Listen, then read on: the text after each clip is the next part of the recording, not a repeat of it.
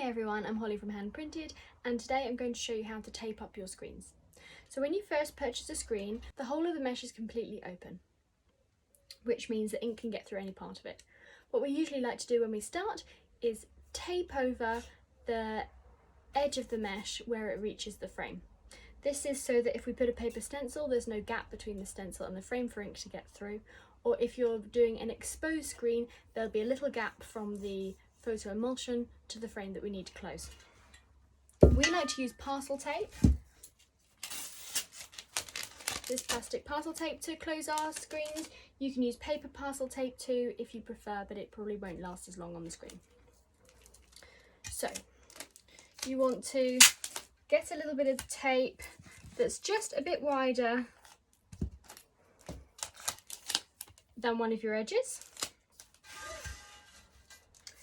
We want it to cover the gap between the mesh and the frame, so I want it to go along that corner. So I'm going to start by placing the edge down like this. Stick this edge first because this is the bit that needs to be completely flat against the mesh. And then I'm just going to push it towards the frame and then smooth it down. So it should look like that. It's nice and flat along this edge. It goes up to the frame and up a little bit. So I just do that on all four sides.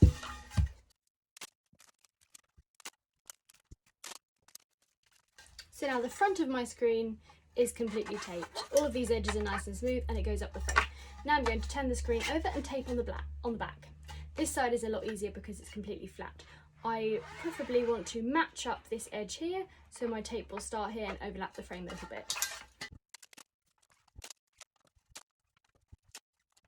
Okay, so now my frame is taped on the back and on the front. This will stop any ink getting through these areas of the mesh, which could really ruin your designs. If you're just printing onto paper, you might not need to tape both on the front and on the back. When we're printing onto paper using hinge boards, like in the last video, sometimes we just put it on the back of the screen. But if I'm printing with fabric and I'm having a screen that's free moving, I like to do the front and the back.